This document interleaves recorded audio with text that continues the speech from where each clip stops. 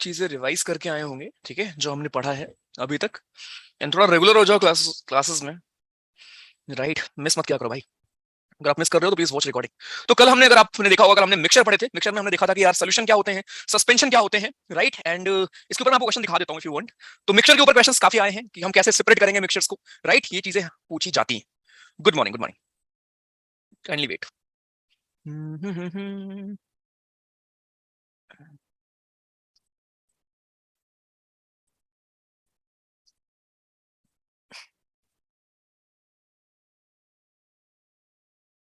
Acid के ऊपर questions आए हैं। पहले तो मुझे इसका जवाब दो आप। क्वेश्चन नंबर 15 बोल दे रहा हूं, पढ़ो। Question number 15. Consider the following statements about tincture of iodine. It is an antiseptic solution. Iodine is kept in alcohol water mixture. Concentration of iodine is very low. आपसे पूछा गया है how many of the above statements is slash are correct. इन तीनों में से कितने statement यहाँ पे सही हैं? मैं आपको बोल दे रहा हूँ। Good morning.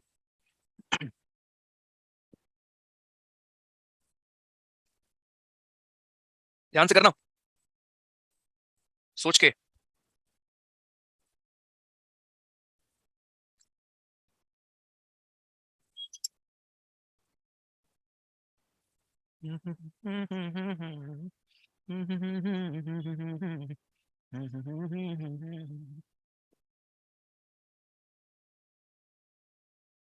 डन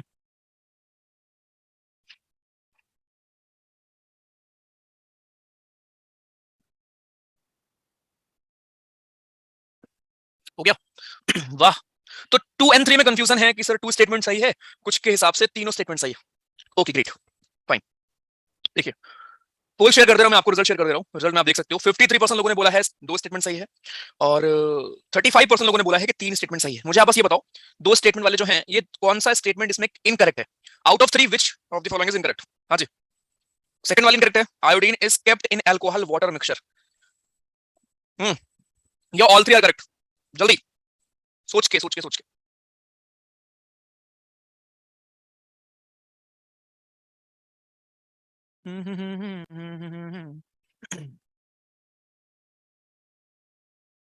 एक सेकंड, ठीक है। Alcohol in water, alcohol in water.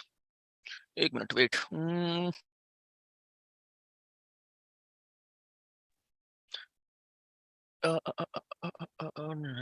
It is an antiseptic solution, तो बिल्कुल सही होगा, है ना।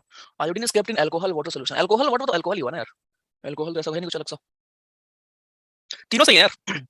टिंचर ऑफ आयोडीन होता क्या है? एक एंटीसेप्टिक सॉल्यूशन होता है, पहली बात तो, ठीक है। दूसरा, आयोडीन को हम डालते हैं किसमें? अल्कोहल वाटर मिक्सचर में। कुल मिला के वही कहानी है कि आयोडीन को आप अल्कोहल में ही डाल रहे हो, ठीक है। आयोडीन को आप अल्कोहल में ही तो डाल रहे हो, अल्कोहल, ठीक। अब इस अल्कोहल में पानी है, कुछ और है, क्या फर्क पड़ता है? एट द एंड आप आयोडीन का सोल्यूशन, आयोडीन का इसलिए इसको बोलते हैं वीक सोल्यूशन। वीक का मतलब क्या हुआ कि उसमें कुछ और चीजें भी होती हैं, राइट। आयोडीन कम होता है, लेकिन होता है ये होता है, इसलिए हमारा थर्ड सही है कि कंसंट्रेशन लो होता है आयोडीन का, बाकी चीजें भी होती हैं, इसका मतलब ये है, ठीक है। तो ये सही है बिल्कुल, तीनों सही है। Iodine is kept in alcohol water mixture and concentration of iodine is very low, ठीक है। ये लाइन खासकर बहुत इंपॉर्टेंट है, लोग इसको मिस कर देते हैं। इसको बोलते ही है हम लो कंसंट्रेशन, ठीक है। इसको हम बोलते ही है लो आयोडीन सोल्यूशन, लो आयोडीन सोल्यूशन या लो आयोडीन मिक्सचर इन अल्कोहल, ठीक है, ध्यान रखना। तो इसका आप इस्तेमाल एज एन एंटीसेप्टिक कर सकते हो, और पेपर में ना ऐसे क्वेश्चंस आपको मिल सकते हैं कि कितने स्टेटमेंट सही है। अब जितनी भी चीज मैंने आपको पढ़ाई है यार, इवन मैं भी आज जो आपका टेस्ट लूंगा ना इस वीकेंड ही आपका एक टेस्ट है पहली बात तो मैं भी आपका जब टेस्ट लूंगा तो मैं भी ऐसे ही प्रश्न पूछूंगा, राइट, कि यार 3 में आपको दूंगा स्टेटमेंट जो मैंने आज तक पढ़ाए हैं, और उसमें से एक बायो का होगा, एक केमिस्ट्री का होगा, एक फिजिक्स का होगा, जो भी, ठीक है। एंड उसके बाद फिर ऐसे पूछ लूंगा। तो इसलिए क्वेश्चंस कैसे भी वो पूछे, अगर वो आपकी कॉन्सेप्ट क्लियर है, ठीक है, चलो ठीक है, यहाँ मैं मान सकता हूँ कि हाँ इसमें कंफ्यूजन है, बट कॉन्सेप्ट अगर आपकी क्लियर है तो आप कर लोगे मेजोरिटी ऑफ द क्वेश्चंस। ये क्या होता है? आइसो इलेक्ट्रॉनिक ये होता है, देखो तुमको मैंने नंबरिंग याद करने के लिए बोला था ना, है ना। जरा अनम्यूट करें अनन्या कर जी, प्लीज अनम्यूट। अनन्या, कहां से हैं आप? अनन्या, अनन्या जी अनम्यूट करें।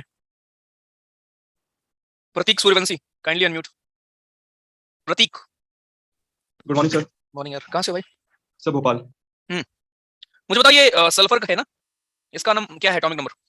Sir just minute, hydrogen helium lithium boron neon sodium magnesium magnesium silicon phosphorus sulphur. Sir 16। मुझे लगा जस्ट मिनट, बस सर्च करता हूँ। नहीं नहीं सर, वो मैं गिन रहा था, रट्टे मारे ना इसलिए। अच्छा, और ये मैग्नीशियम का? हाँ तुम बता दो चैट में, है ना, अभी पूछ लूंगा तो सर निकलेगा 12। नहीं आवाज। सर 12। 12, अच्छा। और ये क्या है, पी से क्या होता है? फास्फोरस। अब बताओ नंबर क्या होता है इसका? यूपीएससी एग्जाम है कौन सर? सर 15 हैं? 15 अनन्या जी कहाँ थे आप? ऐसा नेटवर्क का इशू हो रहा था क्या व्हाट्स इधर नेम? इधर sorry sir what's name? Sir Ananya Kaur Ananya Okay. कर Okay, fine, fine. You're from West Bengal? ये सर Okay.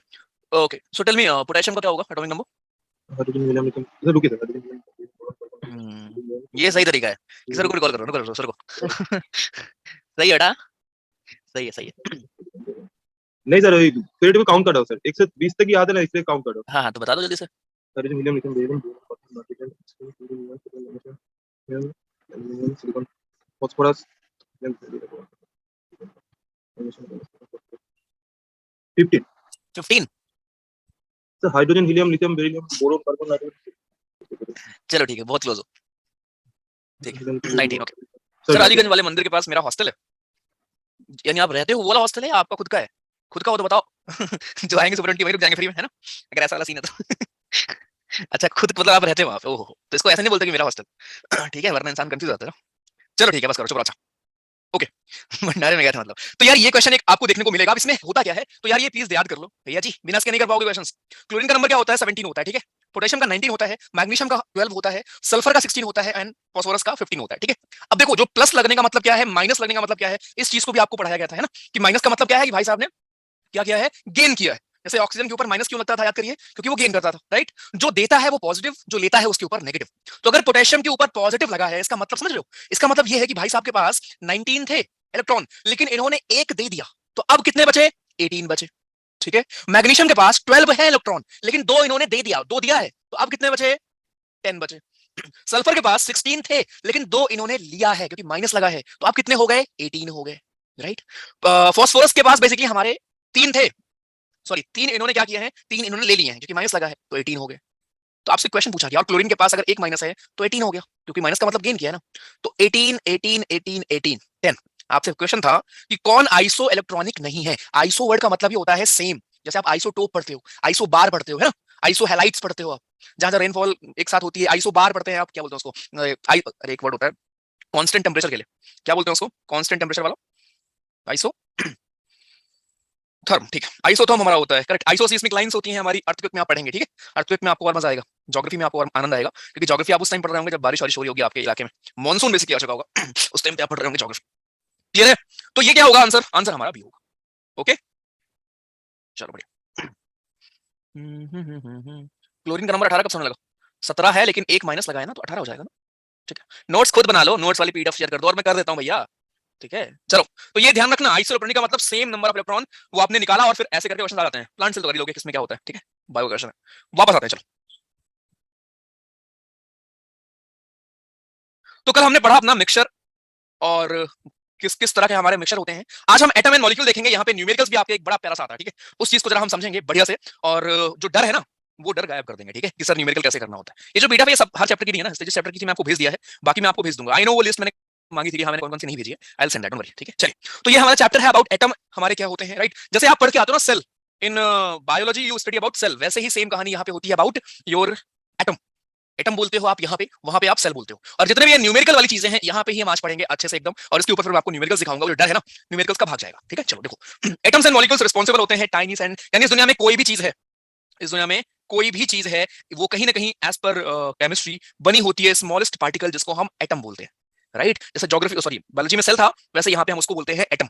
सबसे छोटा सा छोटा जो हमारा, जिसको आप और फर्दर डिवाइड नहीं कर पाओगे, लेकिन बाद में जाके हमको ये भी मालूम चला कि उसमें भी कुछ पार्ट होते हैं, उसमें भी इलेक्ट्रॉन प्रोटॉन वगैरह होते हैं। लेकिन जब पहले स्टडी हुई तो उसमें ये निकल के आया सामने कि हमारे यहाँ वो स्मॉलेस्ट पार्टिकल, जिनको हम अब और डिवाइड नहीं कर पाएंगे, उन्हीं को हम बोलते हैं एटम। और इस दुनिया में कोई भी चीज है, इस दुनिया में कोई भी चीज है, आप हो, मैं हूं, कोई भी मतलब कुल मिला के कोई भी भाई जो भी आपको सामने दिख रही है, सब में कहीं ना कुछ एटम से ही मिलकर बने होते हैं, ठीक है। इसलिए हम एटम को बोलते हैं fundamental unit of matter, correct. यानी कि किसी भी चीज को लेके, कोई भी पदार्थ होगा, उसमें कहीं ना कहीं जो बेसिक यूनिट होगी जिससे वो मिलके बना होगा, उसको हम बोलते हैं एटम, ओके। जिसकी जो साइज है बहुत थोड़ा ही होगा ऑब्वियसली, 0.1 से 0.5 nanometre. Now what is this nanometre? कोई बता पाएगा नैनोमीटर क्या होता है? What is nanometre?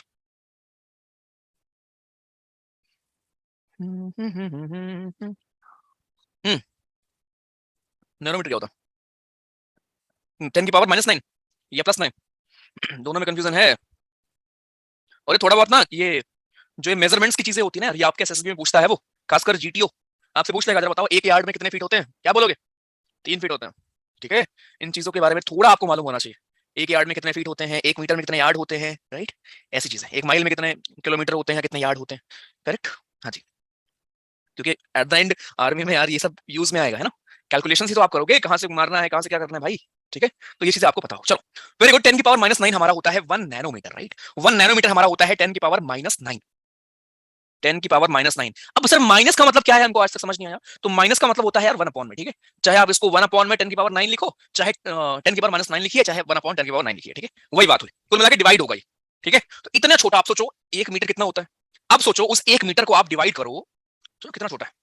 उस 1 मीटर को आप डिवाइड करें 1 2 3 4 5 6 7 8 9, इससे जब आप डिवाइड करोगे सोचो कितना आएगा, 0.00000000 जितने हो जाएंगे गिन लो, फिर जाके 1। इतना छोटा साइज होता है हमारे एक एटम का, यानी कि स्मॉलेस्ट कोई चीज, एकदम छोटी चीज आपकी, उसको हम बोलते हैं, ठीक है। अच्छा यही पे एक क्वेश्चन और बताइए, व्हाट इज पिकोमीटर? एक पिकोमीटर में कितने मीटर होते हैं? हाँ जी, एक पिकोमीटर में कितने मीटर होता है? 10⁻⁻12, ठीक है, गुड, वेरी गुड, बढ़िया। 13 नहीं, मैं इसको लिख दे रहा हूँ आपके लिए, ठीक है। देखो अगर 10⁻⁻³ होता है तो इसको आप बोलते हो मिलीलीटर, मिली, ठीक। 10⁻⁻6 होता है, इसको आप कहते हो माइक्रोमीटर, माइक्रो। 10⁻⁻9 होता है, इसको हम बोलते हैं नैनोमीटर, नैनोमीटर, ठीक है। 10⁻⁻12 होता है, 10⁻⁻12 होता है, इसको बच्चा हम बोलते हैं पिकोमीटर। इसके ऊपर एक बार क्वेश्चन आ चुका है, ठीक है। 10⁻⁻15 है तो इसको हम बोलते हैं फेम्टोमीटर, फेम्टो, फेम्टो, राइट।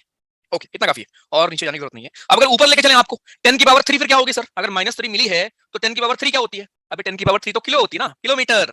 10⁻³ का मतलब 1000 होता है ना, राइट। तो अगर 1000 metre is basically equals to 1 kilometre, वही है ये। तो इधर सब मीटर में है, ठीक है, ये सारे मीटर में है। 10⁻⁻6 मीटर क्या होता है, इसको हम क्या बोलते हैं? 10⁻⁻12 मीटर को हम क्या बोलते हैं? वैसे ही 10⁻³ को हम क्या बोलेंगे? किलो बोलेंगे। 10⁻6 को क्या बोलेंगे? प्लस में है, इसको हम बोलेंगे मेगा मीटर, मेगा। 10⁻9 को हम क्या बोलेंगे? प्लस में है ये, गीगा मीटर, गीगा, राइट। 10⁻12 को क्या बोलेंगे? Tera, tera metre. और 10⁻15 को हम क्या बोलेंगे? Peta metre. If you want आप इसको लिख सकते हैं, ठीक है। तो माइनस में होंगे तो मिली, 10⁻⁻³ को बोलेंगे मिलीमीटर, 10⁻�6 को बोलेंगे माइक्रोमीटर, 10⁻�9 को बोलेंगे नैनोमीटर, 10⁻12 को बोलेंगे पिकोमीटर, 10⁻15 को बोलेंगे फेम्टोमीटर। अगर प्लस में है तो 10⁻³ होगा किलोमीटर, 10⁻6 होगा मेगामीटर, 10⁻9 होगा हमारा गीगामीटर, 10⁻12 विल बी टेरामीटर, 10⁻15 विल बी पेटामीटर। हाँ जी, क्लियर है बालक? अच्छा से लिख लो प्लीज इसको। नोट्स आप खुद बनाते हो ना, कि ऐसे ही बस चल रहा है? एंगस्ट्रॉम रहेगा क्या? 10 होता है वो तो। 1 एंगस्ट्रॉम कहाँ गया? एक होता है 1 एंगस्ट्रॉम, ठीक है, ये होता है 1⁻⁻10, ठीक है। बना रहे हो नोट्स? 8 से 5 ड्यूटी की वजह से नहीं बन पाती, ठीक है। कोई राजलक्ष्मी जी, कहाँ आप ड्यूटी करते हो? आप कहीं पे मतलब सर्विंग हो? माइक वाले पड़े नोट्स, ठीक है, उसी में ऐड ऑन कर लो, कोई दिक्कत नहीं। टाटा स्टील में, ग्रेट यार, चलो बढ़िया बढ़िया बढ़िया बढ़िया बढ़िया, शाबाश। आपके ही ना बैच में, आपके ग्रुप में यार ना ऐसे लोग हैं। लाइट ईयर यार एक हमारा मेजरमेंट का यूनिट होती है, आप डिस्टेंस नापते हो, लाइट ईयर्स, ठीक है। चलो, तो 10⁻⁻9 तो बताया मैंने। अच्छा हाँ, अच्छा नीचे 1 लिख देगा ठीक है। इसको बोलते हैं 1 एंगस्ट्रॉम। हाँ, तो मैं बोल रहा हूँ कि आपके ग्रुप में ना ऐसे बहुत सारे लोग हैं जो कि मतलब बहुत अच्छा कर रहे हैं अपने रिस्पेक्टिव फील्ड्स में, ठीक है। तो सीखो थोड़ा सा तो उनसे भी यार, आपको सिर्फ पढ़ना ही है यार। बहुत लोग हैं आपकी जो सर्विंग है, आपको मालूम ही नहीं होगा, ठीक है। जो लास्ट में ऐड हुए हैं ना कैसे ऐड हुए वो भी आपको नहीं मालूम राइट। वो जो मैं बोल देता हूँ ना कि सीट्स फुल है, वो इसलिए बिकॉज आई नो कि कुछ ऐसे लोग हैं जिन्हें मुझे ऐड करना है, राइट। तो वो आपको बताएंगे नहीं आगे सामने आपके कि हाँ वो कहाँ पे हैं, या कुछ ऐसी जगह भी हैं जहाँ आप इमेजिन नहीं कर सकते कि वहाँ पोस्टिंग आ गई ठीक है। तो they are relying totally on recording, क्योंकि सर उस टाइम पे कर ही नहीं पाते। तो यार जिसको करना है ना भाई, वो कर रहा है, ठीक है। तो ये थोड़ा सा शो ऑफ वाले से बाहर आके अपने सिर्फ करियर पे फोकस करते हैं, ठीक है। बाकी चलता रहेगा, फेलियर्स वगैरह सब चलते रहेंगे, ठीक है। लेकिन ऑनेस्टी से काम करते रहोगे ना, मिल जाएगा सब कुछ। चलो, सो एन इंडियन फिलोसफर। अब जरा यहाँ से कुछ कहानी सुनते हैं। अभी कहानी सुनाना आपको जरूरी इसलिए है बिकॉज इस चैप्टर में से क्वेश्चन क्या आता है, न्यूमेरिकल आता है। और न्यूमेरिकल समझने के लिए आपको ये समझना पड़ेगा कि मैं पढ़ा क्या रहा हूँ, ठीक है। तो थोड़ा स्टैटिक लगेगा, थोड़ा बोरिंग लगेगा, कोई नहीं, ठीक है। बढ़ के फिर हम स्टार्ट करेंगे न्यूमेरिकल अच्छे से। तो हमारे खुद के हमारे फिलोसफर थे महर्षि कर्ण जी, आप नाम सुना होगा। ये वही थे जिन्होंने पदार्थ, हिंदी में इन्होंने बताया था कि पदार्थ होता है जिसको अगर आप फर्दर डिवाइड करते चले जाओ तो एक ऐसा पल आता है जहां पे अब वो और ज्यादा डिवाइड नहीं हो सकता। इसी चीज को उठा लिया अंग्रेजों ने और बता दिया कि भैया जी देखो हमने डिस्कवरी कर दी एटम की। बट ये पहले ही हमारे साइंटिस्ट या जो हमारे फिलोसफर थे उन्होंने पहले ही इस चीज के बारे में बता दिया था कि ऐसा कुछ होता है, ठीक है। उनका नाम था महर्षि कर्ण, नाम दिया था परमाणु। परमाणु हिंदी में बोलते हैं उसको ये, ठीक है। आगे पकुदा कत्यामा, जो भी नाम है इनका, इन्होंने इलैबोरेट किया था। इन्होंने इसके बारे में बोला था कि these particles normally exist in combined form which gives us various forms of matter. अब जैसे आप जब सेल पढ़ रहे थे तो वहां आपने शुरुआत में क्या देखा था, काफी लोगों की अलग अलग स्टेटमेंट्स थी, है ना, स्टैटिक वाली। वैसे हम यहाँ पे देख रहे हैं कि एटम को लेके फिर हमारे पकुदा जी आते हैं, उन्होंने बोला कि जो आप बता रहे हो ना परमाणु, ये हमारे फ्री फॉर्म में नहीं मिलते, ये किसी ना किसी के साथ कंबाइंड होके अलग अलग चीजों को बना के रखते हैं। अब जैसे आज आप ढूंढने जाओगे ऑब्वियसली नहीं मिलेगा, है ना। अब जैसे मैं लिख रहा हूँ पेंसिल से फॉर एग्जांपल, तो पेंसिल में क्या है, एटम ही तो है कई सारे, है ना, एटम ही तो होंगे। लेकिन क्या अलग अलग एटम है, नहीं, कई सारे एटम मिलके पेंसिल को बना दिए। वैसे ही कई सारे एटम मिलके लैपटॉप को बना दिए होंगे, या फिर कोई भी चीज दुनिया में पड़ी है, सब में कहीं ना कहीं आपके एटम ही है, ठीक है। यही फिर आते हैं हमारे डेमोक्रिटस और ल्यूकिपस, ये दो भाई आते हैं, भाई नहीं है वैसे, ठीक है, दो लोग और आते हैं। इन्होंने सजेस्ट किया कि if we go on dividing matter, वही चीज है, एक ऐसा स्टेज आएगा जब आप और डिवाइड नहीं कर पाओगे, इन्हीं को हम बोलेंगे एटम्स। तो कॉपी पेस्ट कर दिया इन लोगों ने हमसे लेके, ठीक है। तो पहले परमाणु के बारे में बताया गया, भाई महर्षि कनट जी हमारे थे, उन्होंने बताया परमाणु के बारे में कि आप उसको डिवाइड करते रहो करते रहो, वो जो छोटी सी छोटी यूनिट है जिसको हम परमाणु बोलते हैं वो होती है, राइट। फिर उसी को इंग्लिश में बता दिया डेमोक्रिटस और ल्यूकिपस ने कि इसी को हम एटम बोलते हैं, बस। और लास्ट में हमारे फादर ऑफ केमिस्ट्री आते हैं, लवेसायर साहब, और ये कहते हैं इन्होंने फाउंडेशन, इन्होंने कुछ रूल्स दिए इसी एटम के ऊपर या इसी केमिस्ट्री के ऊपर, इन्होंने कुछ रूल्स दिए हैं जो हमें पढ़ने हैं, ठीक है। तो ये है बस, यहाँ पे ये था आपका इस चैप्टर का इंट्रो, ठीक है। चलिए मूविंग ऑन, आगे स्टार्ट करते हैं। सो लॉज ऑफ केमिकल कॉम्बिनेशन, तो ये जो आपके नियम दिए गए हैं, जरा अच्छा इसको हम देख लेते हैं। देखो इस चैप्टर में आपको मिलेगा क्या, मैं आपको बताता हूँ, हम जरा एक मिनट। हेलो, हाँ जी, हाँ जी, बोलिए सर। हेलो, हेलो भाई, चलो।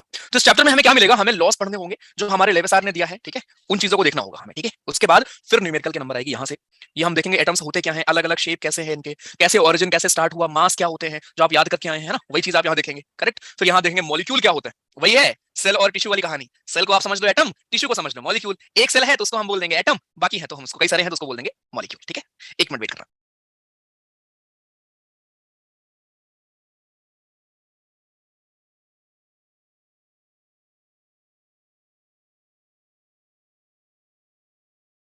चलो तो यहां से हम देखें रूल्स को, जो हमें बताया गया भाई लेवर सर, ठीक है। तो इन्होंने दो रूल दिए, लॉज ऑफ केमिकल कॉम्बिनेशन, हमारा दो नियम दिए हैं हमारे लेवर सर ने। इन दो रूल्स को हम पढ़ते हैं, जो आपको पता भी होगा, ठीक है, ये रटे होंगे आपने, बट देख लेते हैं। सो लेवर सर जी आते हैं और ये हमारे दो नियम दिख जाते हैं, लॉज ऑफ केमिकल कॉम्बिनेशन, ठीक है, जो जिसमें क्या पढ़ते हैं, law of conservation of mass क्या होता है, and law of constant proportion क्या होता है, ठीक है। इस चीज को अपन को देखना है। तो देखो सिंपल सी बात है, law of conservation of mass क्या कहता है, जैसे आप पढ़ते हो ना कंजर्वेशन ऑफ एनर्जी, तो इसका कहने का मतलब ये होता है कि इस दुनिया जहान में एनर्जी क्या है, वो ना तो क्रिएट होती है ना डिस्ट्रॉय होती है, वो एक पर्सन से या एक चीज से दूसरी चीज में ट्रांसफर होती है। यानी कि हमारे ये फिजिक्स में आप पढ़ते हैं, हमारे इस दुनिया में क्या है, एनर्जी जो है वो क्रिएट नहीं की जाती, कंजर्वेशन ऑफ एनर्जी एक होता है नियम फिजिक्स में, जिसका मतलब ये है कि तुम में से एनर्जी किसी और में ट्रांसफर हो जाएगी, ठीक है, इवन आफ्टर डेथ वो एनर्जी पास ऑन हो जाती है, आप नई एनर्जी को क्रिएट नहीं करते हो, ये कहानी होती है, ठीक है। इसी को हम बोलते हैं कंजर्वेशन ऑफ एनर्जी। वैसे ही केमिस्ट्री में होता है कंजर्वेशन ऑफ मास, जो ये कहता है कि यार अगर आप कोई भी केमिकल रिएक्शन कर रहे हो तो जो मास पहले होगा वही मास बाद में होगा। कि अगर आप मान लो हाइड्रोजन और ऑक्सीजन को रिएक्ट करा रहे हो स्टार्टिंग में, तो जो प्रोडक्ट बनेगा उसका मास भी उतना ही होगा जितना पहले था, इसीलिए आप बैलेंसिंग करते हो, है ना। मैं जो आपको दिखा रहा था कि बैलेंस कर लेते हैं, बैलेंस क्यों करते हैं, जैसे कि कंजर्वेशन ऑफ मास रहे, जो मास शुरू में था वही मास बाद में रहे रिएक्शन के बाद। तो ये पहला नियम था लेवेसायर का कि यार मास ना हमारे किसी भी केमिकल रिएक्शन में मास हमारे कंजर्व रहते हैं,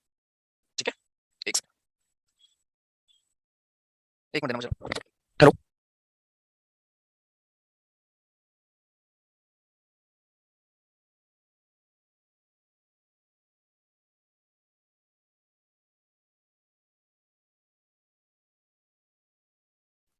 चलो गजब हो गया। तुम्हारे पास एक बच्चा मैसेज कर फोन कर रहा है कि सर बहुत भेजा आपको, मैंने कहा क्लास चल रही, क्लास चल रही क्या क्लास को मैंने फोन 4 बार कटा होगा अभी, लेकिन फिर भी तो यार मतलब हद है भाई, गजब लोग, मैंने कहा आ जाओ बनना चाहिए क्लास में, इतना प्यास भी नहीं बना मेरे को चलो लॉ ऑफ कांस्टेंट प्रोपोर्शन देखते हैं। तो ये होगा कि law of conservation of mass ये कहता है यार कि मास को ना तो हम क्रिएट कर सकते हैं ना ही डिस्ट्रॉय कर सकते हैं, वो कंजर्व होगा किसी भी केमिकल रिएक्शन में। आप कोई भी रिएक्शन, जितने भी रिएक्शन हमने आज तक किए हैं उसमें से अगर आप देखो कोई भी अगर रिएक्शन है, ठीक है, तो उसमें क्या होगा, जो मास पहले था वही मास बाद में भी रहा होगा, इसीलिए आप बैलेंसिंग नाम की चीज करते हो, ठीक। आगे दूसरा है हमारा लॉ ऑफ कांस्टेंट प्रोपोर्शन। ये क्या होता है यार, ये होता है कि किसी भी केमिकल रिएक्शन में या किसी भी केमिकल सब्सटेंस में जो रेशियो होगा, अगर H2O है तो बच्चा इसमें जो रेशियो है हाइड्रोजन और ऑक्सीजन का हमेशा कांस्टेंट रहेगा। ऐसा नहीं है कि वाटर कहीं पे आपको H3O के फॉर्म में मिल जाएगा, यानी अगर पानी है तो पानी हमेशा H2O ही रहेगा, राइट। ऑक्सीजन है तो O2 ही रहेगा, समझ रहे हो। तो इसको हम बोलते हैं कि फिक्स्ड प्रोपोर्शन या कांस्टेंट प्रोपोर्शन में ही आपको चीजें मिलेंगी। In a chemical substance the elements are always present in definite proportions by mass. यानी कि एग्जांपल जो आपने देखा अभी, ठीक, नीचे बना भी होगा शायद, नहीं बना, कोई नहीं, तो वही है, जैसे मान लो आपका H2O है, तो इसमें यू नो कि दो हाइड्रोजन के लिए एक ऑक्सीजन है, ये आपस में क्या रेशियो है आपको यहाँ पे मालूम है, और ये रेशियो हमेशा फिक्स्ड होगा।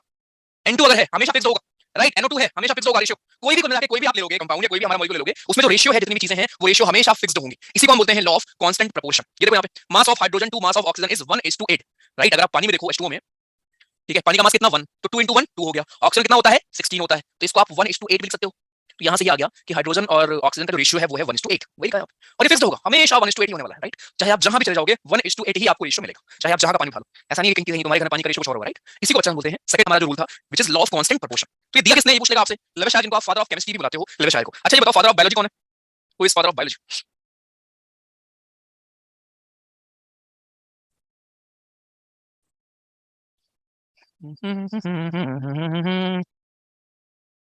एरिस्टोटल। फादर ऑफ बॉटनी कौन है,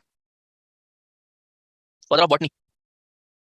हाइड्रोजन का मास 4 नहीं होगा क्या? 4 क्यों होगा बे? 1 होता है ना। H2O अगर है तो हाइड्रोजन का मास 1 होता है ना, लेकिन 2 हाइड्रोजन है तो 1 into 2 प्लस ऑक्सीजन का 16 होता है, टोटल हो गया H2O का 18। ठीक है। O2 8 कैसे होगा? 8 कहां लिखा मैंने? अरे काट दिया ना यार, 1:8 हो गया भैया, 16 लिखा है। खाली O का होता है 16, O2 का 32 होगा। ये यही याद करके आओ तुम लोग, है ना। सबके फादर ही होते हैं, मदर क्यों नहीं होती? भाई माफ करो, इसमें भी भाई मेरी गलती नहीं है। जैसे मैंने एक पैसेज दे दिया था, उसमें मैनकाइंड लिख दिया था शायद ह्यूमनकाइंड की जगह, वो भी मेरी गलती नहीं है भाई, क्या करें बताओ। राइटर्स को जाके बोलो, डालो, करो प्रोटेस्ट, लड़ो। ठीक है। चलो वहीं दिखाओ जहां जरूरत है भाई, ठीक है। जहां जरूरत है जरा वहीं दिखाएं ये सब। ये नेम चेंज कुछ नहीं होगा, ठीक है। मेहनत करो और कल दिखाना रिजल्ट, कल दिखाना रिजल्ट यूपीएससी का टॉप 4। उससे बेटर एग्जांपल कुछ हो सकता है? ये तुम इसी में पढ़े हो ह्यूमन मैनकाइंड में, है ना। और वहां जिनको लाना है वो पढ़ के ला रहे हैं अपनी रैंक, समझ रहे हो। तो ये इनसे ऊपर उठ के जरा मेहनत कर लो तो दुनिया अपने आप आपको इज्जत देगी, ठीक है। चलिए ठीक है, आगे देखते हैं। तो ये हमारा यहाँ तक क्लियर होगा। आगे अब डॉल्टन साहब आते हैं और उन्होंने एटम को देखा और एटम के बारे में कुछ चीजें बताई हैं जिसको हमको समझना है, ठीक है। डॉल्टन हमारे आते हैं और उन्होंने डॉल्टन ने एटम के बारे में एक एटॉमिक थ्योरी अपनी दी है। उसमें उन्होंने एटम के बारे में क्या बोला कि यार एटम हमारे जितने भी मैटर है वही सेम कॉपी पेस्ट हर बंदे कर रहे हैं, ठीक है, कुछ अलग नहीं। कहते हैं जो मैटर हमारे वो बने होते हैं टाइनी पार्टिकल, जिनको हम लोग एटम बुलाते हैं। एटम को हम डिवाइड नहीं कर सकते, इसको लिखना नहीं है आपको, ठीक है, बस देखना। एटम्स को हम फर्दर डिवाइड नहीं कर सकते, right. Atoms of a given element are identical in mass and chemical properties. इसका मतलब ये है कि अगर आप हाइड्रोजन के जितने भी एटम होंगे सबका मास सबका सेम होगा, यानी कि जितने भी अंदर की प्रॉपर्टीज हैं सब कुछ सेम होगा। वैसे ही ऑक्सीजन के अंदर जितने भी आपके एटम हैं, जितने भी आपके कुल मिला के जो भी आपके नंबर होता है, जो भी एटॉमिक नंबर होता है, उतने ही नंबर ऑफ एलिमेंट, सॉरी उतने ही नंबर ऑफ इलेक्ट्रॉन होते हैं, ठीक है। उन्हीं को आप बोल सकते हो एटम्स होते हैं। तो जितने भी होंगे, ऐसा नहीं है कि अगर ऑक्सीजन में हमारे फॉर एग्जांपल 8 है फॉर एग्जांपल, ठीक है, तो ऐसा नहीं है कि 8 में से सबके अलग-अलग तरीके से हमारे होंगे, राइट। आठों के जो प्रॉपर्टीज है वो सेम ही होंगे, ओके। तो ये बोला गया कि अगर आप किसी भी एक एलिमेंट को, चाहे नाइट्रोजन है, ऑक्सीजन है, फ्लोरीन है, क्लोरीन है, किसी को और उठा लोगे तो उसके अंदर जितने भी एटम आपको मिलेंगे, या इस दुनिया में कोई भी चीज अगर आप उठाते हो उसके अंदर जितने भी एटम्स होंगे उनकी प्रॉपर्टीज कहीं ना कहीं सेम ही होगी। इसको आइसोटोप से कंफ्यूज मत करना, ठीक है, वो अलग चीज होती है, right. Next, atoms of different element have different masses and chemical properties. वही बात है कि अगर आप हाइड्रोजन को देखोगे और ऑक्सीजन को देखोगे अलग-अलग प्रॉपर्टी मिलेगी, सोडियम को आप देखोगे, ऑक्सीजन को देखोगे अलग प्रॉपर्टीज मिलेगी। तो अलग-अलग एलिमेंट्स के एटम्स अलग-अलग तरह के होंगे, तभी तो कोई सॉलिड है, कोई लिक्विड है, कोई गैस है ना। और जो सेम एलिमेंट है उसके अंदर जितने आपके एटम्स होंगे वो सेम होंगे। यहां से आपके स्टेटमेंट वाले क्वेश्चंस बन जाएंगे दो, यहां से दो स्टेटमेंट वाले क्वेश्चंस आपसे वो पूछ लेगा। फिर से देखो, सिर्फ ये कहानी है, जैसे आप ऐसे इमेजिन कर लो कि आप हो, अब आपके अंदर जितनी चीजें हैं पूरे बॉडी में वो आपके लिए सेम ही है, चाहे आपका हाथ हो, पैर हो, सब कुछ आपके हिसाब से फंक्शन करेगा। बट किसी और अगर कोई और बॉडी है तो उसका जो हाथ एंड पैर है उसके हिसाब से फंक्शन करेगा, आप में और उसमें कोई सिमिलरिटीज नहीं मिलने वाली। वैसे ही जो एटम्स हमारे होते हैं, अगर कोई एक पर्टिकुलर एलिमेंट है, कोई भी हो सकता है, हाइड्रोजन, ऑक्सीजन, कुछ भी, तो उसके अंदर जितने भी एटम होंगे, 2 हैं, 4 हैं, 8 हैं, 10 हैं, जितने भी होंगे वो सब कहीं ना कहीं सेम प्रॉपर्टीज शो करते हैं। लेकिन अगर कोई दूसरा एलिमेंट है तो उसमें क्या है, एटम्स हमारे अलग प्रॉपर्टी शो करेंगे। और इसीलिए फिर वो किसी, कोई हमारा फ्लोरीन है, कोई हमारा सोडियम है, किसी का आप कहीं उपयोग करते हो, कहीं किसी और का आप कहीं और यूज करते हो, ठीक है। ये कहानी, तो ये थ्योरी दिया था डॉल्टन भाई साहब ने। डॉल्टन हमारे जॉन डॉल्टन नाम है इनका, इनकी एक थ्योरी थी जिसको हम बुलाते हैं डॉल्टन्स एटॉमिक थ्योरी, ठीक है। चलिए नेक्स्ट, फिर अब यहाँ देखेंगे ये शुरुआत कैसे हुई। जो आज आप एलिमेंट रट के आए हो ना कि हाइड्रोजन को हम H लिखेंगे, सोडियम को हम Na लिखेंगे, पोटेशियम को हम K लिखेंगे, ये शुरुआत कहां से हुई कि हाँ यार ऐसी नंबरिंग हम करेंगे या ऐसा कुछ देंगे, ठीक है। इस चीज को हमको देखना है और यहाँ पे आपको बताया भी गया कितना छोटा हमारा आइटम होता है। देखो कितना छोटा हमारा आइटम होता है, इस चीज को ध्यान रखना। 1 नैनोमीटर में होता है 1/10⁹ मीटर, ठीक है। यहाँ मैंने उल्टा लिख दिया था क्या, 1 नैनोमीटर, ठीक है, मतलब मेरा क्वेश्चन आया था कि मिली होता क्या, ठीक है, सही था, ठीक है। ओके, तो ये ध्यान रखना, ठीक है। ये जितने भी मैंने आपके नंबर लिखाए हैं, यहाँ से भी बच्चा क्वेश्चन पूछ लेता है आपको, आपसे बोलेगा कि यार इनको ऑर्डर में लगाओ।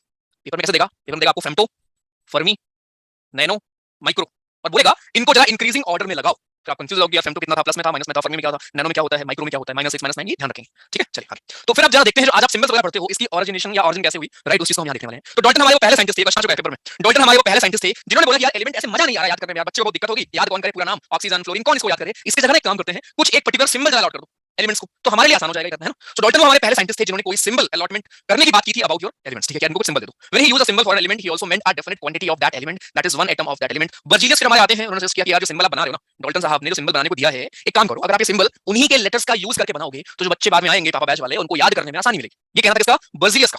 बर्जीलियस ने बोला कि हाँ यार एक काम करिए, 1-2 लेटर का आप यूज करके, एक लेटर ले लो, 2 ले लो, ठीक है, इनका आप यूज करके सिंबल बनाओ। अगर हाइड्रोजन है तो H ले लेते हैं, चलो ठीक है, सोडियम है तो Na ले लेते हैं, ठीक है। तो ये सजेशन था किसका, बर्जीलियस का। तो यहाँ से 2 क्वेश्चन बनते हैं। क्वेश्चन नंबर 1, कौन था वो जिसने सजेस्ट किया था कि यार हम सिंबल्स यूज करेंगे, वो थे डॉल्टन। क्वेश्चन नंबर 2, कौन था वो जिसने बोला कि सिंबल्स हम इन लेटर्स का यूज करके बनाएंगे, इट वाज बर्जीलियस। तो दो हमारे साइंटिस्ट हैं, बर्जीलियस और डॉल्टन, दोनों ने अलग अलग चीजें सजेस्ट की थी, ठीक है। नेक्स्ट आगे, in the beginning names of elements were derived from the name of a place where they were found. अब शुरू में क्या होता था, जैसे मान लो कोई भी एलिमेंट जहां जिसकी खोज हुई, अब तुम जिस गांव से हो, अगर तुम बहुत बड़ा काम कर दोगे तो तुमको वहां के नाम से जाना जाता है ना। अब जैसे मान लो अमेज़न क्या बोलते हैं, रांची का कुछ बोलते हैं ना, झारखंड के ऐसे करके, राइट। वैसे ही जब आप कुछ अच्छा काम कर लेते हो तो आपकी जो जगह है उस जगह के नाम से आपको बुलाया जाता है। तो वैसे ही जब शुरुआत में डिस्कवरी हो रही थी तो जो भी एलिमेंट जहां से आया वहीं के हिसाब से हमने उसको नाम रख दिया। जैसे कॉपर का नाम पड़ा था फ्रॉम किस पर से आया था, है ना। गोल्ड का नाम गोल्ड पड़ा क्योंकि गोल्ड का मतलब येलो होता है, कुछ नहीं कलर के ऊपर, मतलब कुछ डिफरेंट नहीं है कि हम कलर के ऊपर नाम रखेंगे या प्लेस के ऊपर नाम रखेंगे, जो मना है वो रख दिया, किसी का नाम रख दिया प्लेस के ऊपर, किसी का नाम रख दिया कलर के ऊपर, है ना। तो शुरुआत में नॉमेनक्लेचर ऐसे होता था, तो बड़ी दिक्कत आ गई। दिक्कत क्या आएगी? अब मुझे बताओ, अगर तुम्हारा नाम मान लो अमरीश है, अमरीश जी, अगर आपका नाम अमरीश है, अब घर पे मम्मी आपको जो भी बुलाती हूँ, है ना, घर पे मम्मी जी आपको जो भी बुलाती हूँ, तो अब वो नाम तो आप बाहर यूज नहीं करते ना, बाहर आप वो नाम यूज करते हो जो कि आइडियली सबके लिए हो, है ना। जैसे आप पूछते हो मुझसे सर इंग्लिश क्यों जरूरी है, इंग्लिश क्यों पढ़ें, इसके लिए एसएसबी के लिए, तो दोस्त यू नीड अ लैंग्वेज जो कि यूनिवर्सल हो ना, कि अगर आप एक्सरसाइज करो विथ पाकिस्तान तो उनको तो नहीं आती अंग्रेजी, बट विथ अगर रशियन सोल्जर के साथ अगर आप करते हो एक्सरसाइज, तो बेसिकली वहां पे क्या है, वहां पे आपको काम में आए। योगी जी कह रहे हैं ऑल इंडिया रैंक 1 हमारे नेबर है, देख लो एग्जांपल, आपको लाइव एग्जांपल मिल रहा है। तो नेबर इनका मतलब होगा कि कहीं बगल के गांव की होगी या शहर की होगी, जो भी है, ठीक, लगभग 50-100 किलोमीटर फर्क होगा, लेकिन पड़ोसी हो गए इनके लिए, है ना। तो ऐसे ही जब कोई एलिमेंट की डिस्कवरी हुई तो उसको प्लेस के नाम से जाना जाने लगा, है ना, वही चीज लाइव एग्जांपल तुम्हारे लिए। चलो आगे फर्स्ट भी, अरे ये बिहार यूपी ना क्या करो यार, बिहार का है, यहाँ का कहीं का हो भैया, ठीक है। एक तो ये पता है किसको मिलता है, ये हेडलाइन वालों के लिए होता है कि बिहार का है या बेटी ने हमारी भाजी, लड़के फिर वो पीछे, ये हेडलाइन उनके लिए भाई, ये हेडलाइन है किसके लिए, न्यूज़ वालों के लिए, ठीक है, आपके लिए कोई काम की नहीं है। और जो मैंने लिखा एग्जांपल दिया था वो इसलिए कि आपको समझाने के लिए, ठीक है, राइट। अगर आप बोला लिखोगे तो ऑब्वियसली लड़की ज्यादा सेलेक्ट होंगे, लेकिन मैं आपको समझा रहा था कि अगर आपको ये if you want to voice for this thing, obviously there is discrimination यार, राइट, ठीक है, ऑब्वियसली है वो, तभी तो हम डे 1 से या क्लास फर्स्ट से आज तक हम वुमेन इक्वालिटी के ऊपर ऐसे लिखते आ रहे हैं, है ना। कितने से याद है आज के बच्चे लिखते होंगे, जब मैं स्कूल में था तब लिखता था, मेरे शायद फादर साहब भी स्कूल में थे वो भी लिखते रहे होंगे, बट एक्शन कुछ और नहीं हो रहा ना, क्योंकि आपको लेना भाई एक्शन, 4 रिटर्न ले लिया आगे खत्म। अब उनसे कोई डिस्कशन करेगा क्या, ऑब्वियसली नहीं करेगा। तो स्टेट की जब आप पॉलिटी पढ़ोगे ना, आप दो चीज पढ़ोगे कि कुछ जिम्मेदारी होती है स्टेट की, स्टेट मतलब सरकार, और कुछ जिम्मेदारी आपकी भी होती है, व्हिच इज फंडामेंटल ड्यूटी, जहां पे even respecting of women is also your fundamental duty, शायद आपको ना मालूम, ठीक है, पढ़ा दूंगा आपको, चलो ओके। केमिस्ट्री कुछ सेक्शन बाउंस हो रहे हैं, अब इसमें स्टैटिक में क्या क्या कहानी बताऊं, डाल्टन का नाम कुछ और रख दें, बताओ इनका नाम कुछ और रख दें, क्या बाउंस है इसमें। चलो नेक्स्ट, गर्ल्स की वैकेंसी क्यों कम होती है ओटी में, आरटीआई डाल के पूछ लीजिए भैया जी, जितनी रिक्वायरमेंट होगी आर्मी को लगेगी उतनी ही होगा ना यार, है ना। चलिए आगे, तो यार फिर दिक्कत ये हुई कि आईयूपीएससी एक नाम रखा गया, क्योंकि अब वही दिक्कत है ना कि मान लो यूके में बच्चा इस टाइम पे पढ़ रहा है कॉपर के बारे में, ठीक है, आप भी पढ़ रहे हो, बट मान लो कोई ऐसा हम नाम रखते जिसके बारे में सिर्फ पता होता है यूके वालों को, तो आपके लिए दिक्कत होती है ना। तो एक इंटरनेशनल लेवल पे एक संस्था बनाई गई, एक ऑर्गेनाइजेशन बनाया गया जिसका नाम है IUPAC, international union of pure and applied chemistry, जिसका काम अब ये रहा कि जितने भी हमारे नए नए एलिमेंट्स या नई नई चीजें डिस्कवर होंगी, सबका नाम नॉमेनक्लेचर यही रखेंगे, जिससे कि क्या होगा, सभी के लिए कॉमन होगा, बस इतनी सी कहानी। तो ये भी कुछ आप पढ़ नहीं रहे हो, ये बस आप स्टैटिक चीजें देख रहे हो, क्योंकि वो जो पढ़ने वाली चीज है ना, ऑनेस्टली बताऊं तो पढ़ने वाली चीज आपकी वो इंसिडेंट बेस्ड था या वो मेटल एंड नॉन मेटल था, जिसको मैंने आपको जानबूझ के पहले पढ़ा दिया क्योंकि इंटरेस्टिंग है। अभी आप उनके बारे में देख रहे हो, ये तो इंट्रो था एकदम कि हाँ यार एलिमेंट्स क्या होते हैं, मेटल्स क्या, सॉरी हमारे एटम्स क्या होते हैं, नाम कैसे रखा गया, ये सर हम सिंबल्स क्यों पढ़ते हैं, किसने बोला सिंबल पढ़ने को, अभी आप उन चीजों को देख रहे हो, ठीक है। चलिए तो यार यहाँ तक आई थिंक चीजें क्लियर होंगी। यहाँ पे देखो एलिमेंट का सिंबल क्या है, L, argon, barium, boron, bromine, calcium, chlorine, cobalt, lead, PB, PB होता है लेड, एसएन होता है आपका टिन, है ना। तो ये सिंबल्स भी याद होने चाहिए आपको, पेपर में कभी-कभी शॉर्टकट में दिया होता है, zinc, ज़ेडन, uranium, sulphur, sodium, silver, silicon, potassium, oxygen, nitrogen, right, neon, magnesium, iron, iodine, hydrogen, gold, AU और एजी में बड़ा कंफ्यूजन होता है बच्चों को, एजी होता है आपका सिल्वर और एयू होता है गोल्ड, ठीक है। तो ये था हमारा जो वर्जीनियस जीनस किया था, उसके बाद इनको ये नामकरण या इनके ये सिंबल्स बनाए गए जो कि हम आज भी यूज करते हैं, ठीक है। चलिए तो दो चीजें पढ़ते हो, अगर कोई भी हमारा एलिमेंट है, अगर बच्चा जी कोई भी हमारा एलिमेंट है, उसके दो चीजें पढ़ते हैं, एक होता है उसका एटॉमिक नंबर और दूसरा होता है उसका एटॉमिक मास, दूसरा है उसका एटॉमिक मास, ठीक है। Atomic number is nothing but आपका कितने नंबर ऑफ इलेक्ट्रॉन है उसमें, कितने इलेक्ट्रॉन है उस एलिमेंट में, इसी चीज को आप बोलते हो एटॉमिक नंबर। अब ये इलेक्ट्रॉन क्या होता है सर, ये तो पढ़ा ही नहीं हमने। तो जो आपने एटम पढ़ा है ना, जब बाद में डिस्कवरी हुई तो हमको ये जानने को मिला कि यार एटम के अंदर कुछ हमारे और भी सब डिवीजन होते हैं, कुछ हमारे और भी चीज मिलती है, जिसमें कि हमारे एलिमेंट इलेक्ट्रॉन, प्रोटॉन, इनकी डिस्कवरी फिर जाके होती है, ठीक है। तो पहले आपने देखा कि यार हमारे जो एटम होते हैं इनको आप फर्दर डिवाइड नहीं कर सकते, लेकिन बाद में डिस्कवरी हुई और पता चला कि इसी एटम के अंदर, अगर ये एटम है फॉर एग्जांपल, तो इसी के अंदर आपको न्यूक्लियस मिलेगा, इसी के अंदर आपको इलेक्ट्रॉन्स भरे पड़े हैं, राइट, इनको हम बोलते हैं इलेक्ट्रॉन्स, जो कि नेगेटिवली चार्ज होते हैं। फिर कुछ डिस्कवरी हुई, फिर मालूम चला कि इसमें प्रोटॉन्स भी होते हैं जो कि पॉजिटिवली चार्ज होते हैं। देखोगे आपको भी आगे जाके पूरा चैप्टर है इसके ऊपर, चैप्टर नंबर 4 आपका, ठीक है। तो प्रोटॉन इलेक्ट्रॉन क्या होते हैं, ये आपके एटम्स के अंदर आप बोल सकते हो, एटम्स के अंदर आपको मिलता है, राइट। चलिए तो एटॉमिक मास क्या है, किसी भी एलिमेंट का कितना मास है उसको हम बोलते हैं एटॉमिक मास, जो आप याद करके आए हो, है ना। एल्यूमीनियम कितना है मास, बालक, एल्यूमीनियम का मास कितना है, सेम चीज है, नंबर ऑफ प्रोटॉन बोल लीजिए, नंबर ऑफ इलेक्ट्रॉन बोल लीजिए, दोनों इक्वल भाई, नंबर ऑफ प्रोटॉन। अब इलेक्ट्रॉन कभी-कभी कम ज्यादा होता रहता है, उसको हम देख लेंगे कब पॉजिटिव नेगेटिव होता रहता है, ठीक है। 30 के आसपास, ये क्या होता है, ये तो 100 के आसपास। अरे नंबर ऑफ प्रोटॉन दोनों होते हैं यार, पढ़ लोगे तो तुम लोग रट लेते हो ना, उसमें कुछ चेंज नहीं करना चाहते। देखो इलेक्ट्रॉन में चेंज होता है तो फिर नंबर प्रोटॉन को ही मानते हैं कि एलिमेंट नंबर हमारा वही है, कितने प्रोटॉन है उसमें, क्योंकि वो चेंज नहीं होता। इलेक्ट्रॉन क्या है, आप देते रहते हो लेते रहते हो, इसलिए वो चेंज होता रहता है, तभी तो पॉजिटिव साइन आता है, नेगेटिव साइन आता है, वही तो पढ़ा आपने भैया, ठीक है। चलिए जो जी कह रहे हैं ऑलवेज इलेक्ट्रॉनिक मास 2 टाइम्स होता है, नो ऐसा नहीं है, ठीक है। हाँ मेजॉरिटी ऑफ द एलिमेंट्स के मास यार डबल ही होते हैं, लेकिन सबके हो ऐसा बिल्कुल संभव नहीं है, ऐसे बहुत एग्जांपल है, ठीक है। अब चलो मैंने मान लिया कि कार्बन के 6 का 12 हो गया, नाइट्रोजन का 7 नंबर होता है, 14 हो गया उसका मास, ऑक्सीजन का नंबर 8 होता है, 16 हो गया उसका मास, लेकिन ऐसे बहुत एग्जांपल इसका डबल नहीं होता, थोड़ा बहुत ज्यादा कम होता है, ठीक है। ऐसे नहीं रखेंगे, इस पर डबल कर दो, तो अप्रॉक्सीमेटली 27 हमारा होता है किसका, इसका मास जो मैंने आपसे पूछा, तो ये देख के रखो भैया जी, राइट। चलिए आगे चलते हैं। अब मॉलिक्यूल क्या होते हैं भैया जी, कई सारे एटम मिलकर बना लेते हैं मॉलिक्यूल, खत्म। जैसे तुम्हारा टिश्यू था, टिश्यू याद है ना, मेरिस्टेमेटिक टिश्यू क्या होता है, पैरेन्काइमा, कोलेनकाइमा, क्लोरेनकाइमा, राइट। तो वहां पे क्या हो रहा था, अलग अलग सेल आके मिलके बना ले रही थी टिश्यू, वैसे ही अलग अलग एटम्स हमारे मिलके बना लेते हैं मॉलिक्यूल। जैसे एक एटम है हाइड्रोजन का, इसको हम क्या बोलेंगे, एटम ऑफ हाइड्रोजन, ठीक है। एक एटम है ऑक्सीजन का, इसको हम क्या बोलेंगे, एटम ऑफ ऑक्सीजन। दोनों में रिएक्शन हुई, बन गया H2, इसको हम क्या बोलेंगे, इसको हम बोलेंगे मॉलिक्यूल ऑफ वाटर, खत्म। आई होप आपको अंतर समझ में आ गया होगा। एटम क्या थे, अलग अलग हमारे एलिमेंट्स थे, hydrogen, oxygen, sodium, potassium. Molecules क्या होते हैं, जब आपस में कंबाइन हो जाते हैं, इन्हीं को हम बोल देते हैं मॉलिक्यूल। जब हमारे अलग अलग एटम्स आपस में कंबाइन हो जाएं, जुड़ जाएं, दे आर मॉलिक्यूल। ठीक है, देखिए आप वाटर ले लो, अमोनिया ले लो, CO है एटम है।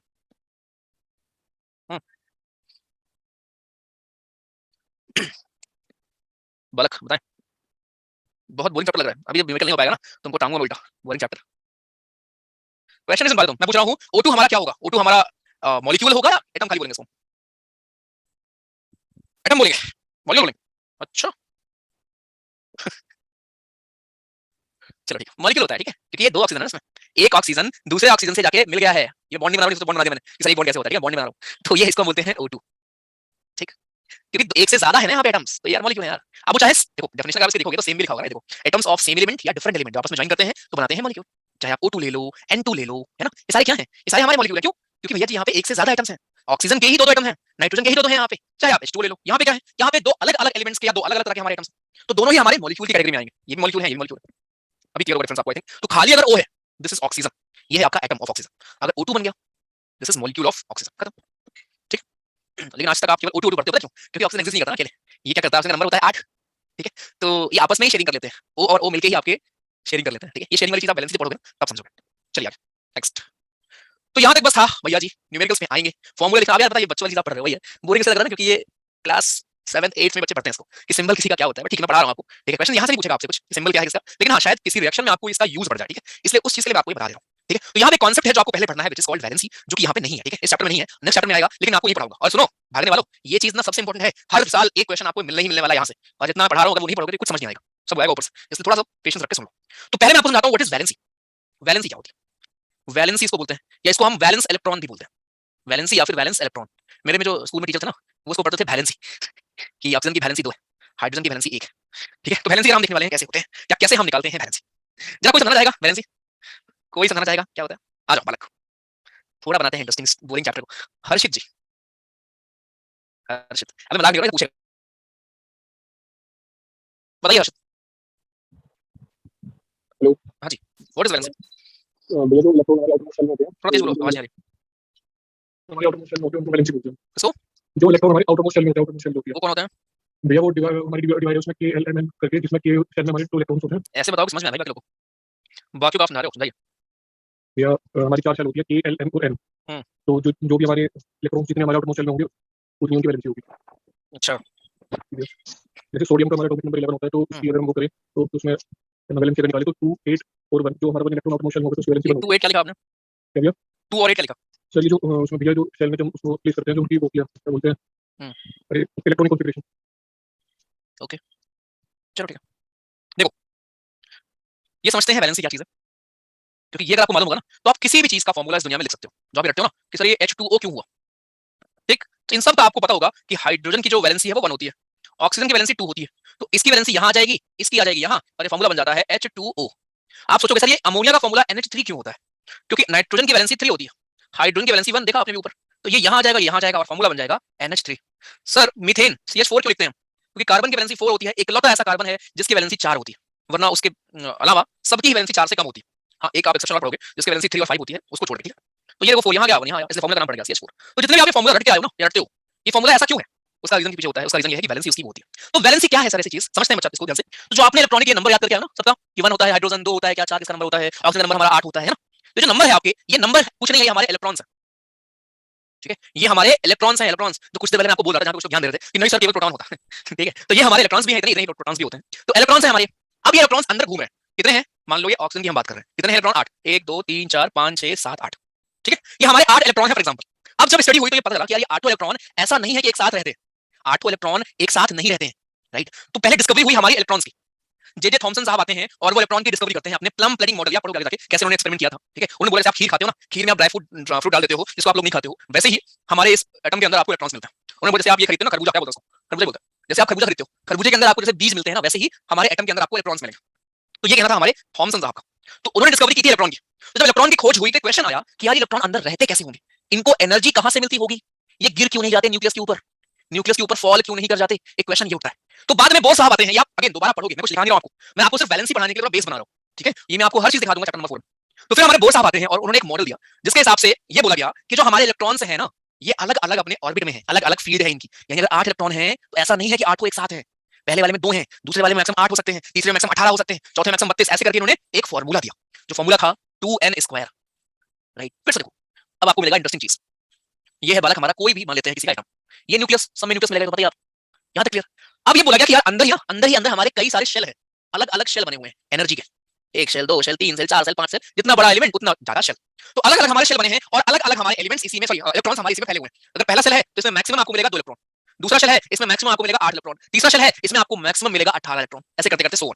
तो ये 2 8 18 आ कहां से रहा है सर? तो एक फार्मूला उन्होंने दिया 2n स्क्वायर, इसके हिसाब से n अगर आप 1 रखते हो, यानी कि पहली वाली जो हमारी ऑर्बिट है, तो उसमें मैक्सिमम इलेक्ट्रॉन हो सकते हैं 2 into 1 का स्क्वायर, यानी कि 2, इसीलिए यहाँ पे 2 होंगे। दूसरे वाले शेल में कितने हो सकते हैं मैक्सिमम? 2 into 2 का स्क्वायर विच इज 8, इसलिए यहाँ पे 8 लिखा है मैंने।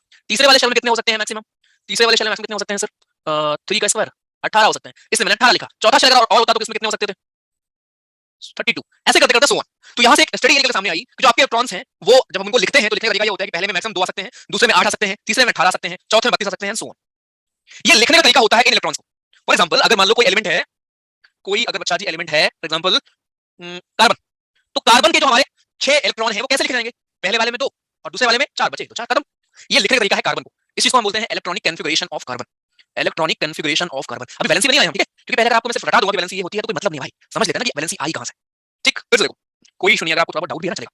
तो बच्चा मैंने आपको सिर्फ ये बताया कि मान लो कोई भी हमारा एटम है, कोई भी एलिमेंट है फॉर एग्जांपल, उसके अंदर क्या होते हैं? इलेक्ट्रॉन्स आपको मिलते हैं, जिसका जो भी एटॉमिक नंबर है उतने ही नंबर ऑफ इलेक्ट्रॉन्स भी होते हैं उसके पास। अगर मान लो ऑक्सीजन है तो 8 होंगे अंदर, अगर मान लो नाइट्रोजन है तो 7 होंगे, ठीक। आइडियली बात कर रहा हूं मैं, लेने की बात नहीं कर रहा अभी, ठीक है। अब ये जो इलेक्ट्रॉन्स होते हैं कैसे हमारे इसके अंदर रहते हैं, तो एक हमारा एक्सपेरिमेंट हुआ जिसमें मालूम चला कि यार ये ना ऐसा नहीं कि एक साथ रहते हैं, एक साथ अगर रहेंगे तो फिर एनर्जी कहां से मिलेगी इनको? तो अलग अलग ऑर्बिट बनी है, जैसे आपके अलग अलग प्लैनेट सन के चारों तरफ घूम रहे हैं, वैसे ही अलग अलग इलेक्ट्रॉन्स हमारे अलग अलग पाथ में घूम रहे हैं न्यूक्लियस के चारों तरफ एटम के अंदर, ठीक। अब किस ऑर्बिट में कितने होंगे इलेक्ट्रॉन, इसको हम कैसे फाइंड आउट करेंगे? उसका मैंने आपको फॉर्मूला दिया कि अगर पहली ऑर्बिट है जिसको हम के बोलते हैं तो उसमें होंगे 2 मैक्सिमम, दूसरी ऑर्बिट है जिसको हम एल बोलते हैं, तीसरी ऑर्बिट है जिसको हम एम बोलते हैं, K L M N and so on, आगे K L M N O P Q R, जितना बड़ा आपका एलिमेंट होगा उतना बढ़ाते चले जाओ। तो ये तरीका है बताने का कि कितने इलेक्ट्रॉन किस ऑर्बिट में होंगे, ठीक। पहले तो मुझे बताओ ये किया जाएगा, क्योंकि उसके बाद फिर वैलेंसी नंबर आएगा। बढ़िया सर, गुड।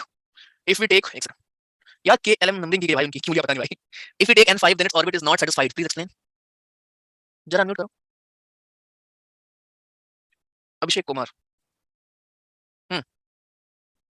समझाइए फिर से। अभिषेक कुमार बोलो। Hello, hmm good morning sir. Morning. Sir अगर n बराबर 5 लेंगे तो 5 का स्क्वायर 25, 25 इंटू 2 50 हो जाएगा। हम्म। तो सर ये ऑर्बिट में कितने 50 बन जाएंगे आपके इलेक्ट्रॉन्स? ऑब्वियसली यार, n अगर कितना लोगे?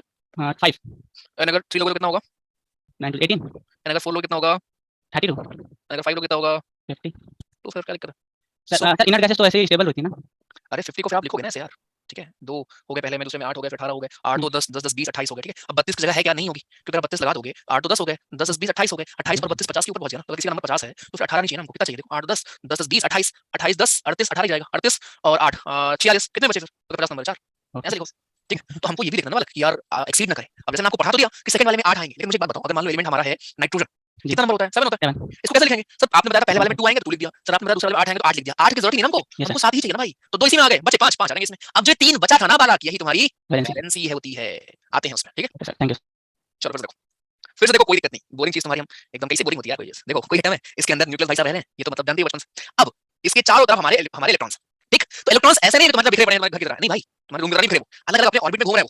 कैसे घूमते हैं? पहले वाले ऑर्बिट में 2 हो सकते हैं मैक्सिमम, दूसरे में 8 हो सकते हैं, तीसरे में 18 हो सकते हैं, चौथे में 32 हो सकते हैं, सो ऑन, ठीक है। n5 रखो, 6 रखो, 2n स्क्वायर रख के आप पता कर सकते हो किस ऑर्बिट में कितने, ठीक। ये होता है तरीका। अब जरा आते हैं वैलेंसी पे कि वैलेंसी क्या होती है फिर। तो मैं आपको एक एग्जांपल देता हूं। वैलेंसी यहां सिर्फ ये होती है कि ये जो लास्ट में हमको ऑर्बिट, ये जो हमको फिल करना है ना, यार पहले में 2 हो, दूसरे में 8 हो, तीसरे में 18 हो, ये होने के लिए जितने ज्यादा हमको लगते हैं, यानी कि एम क्या होगा? मुझे एक बात बताओ, हम सबका यहाँ पे एम क्या है? हम सबका एम ये है कि सर अच्छी नौकरी मिल जाए, है ना, और अच्छा घर बन जाए। और एम क्या तुम्हारा? स्टार्स लग जाए दोनों तरफ। और एम क्या? स्टेबिलिटी आ जाए लाइफ में, कार भी लोगे, हाँ, सिंगर बनोगे, अच्छा, शादी करोगे, शादी हो जाए, ठीक है। नहीं ये अगर हो जाएगी तो शादी अपने आप हो जाएगी, उठवा लेंगे तुमको मरी। बट अगर ये नहीं होगा तो ये बिल्कुल नहीं होगी, ठीक है। चलो, what is difference between molecule और किसमें डिफरेंस? आप पूछते हो 2 चीज पूछनी होती है भाई।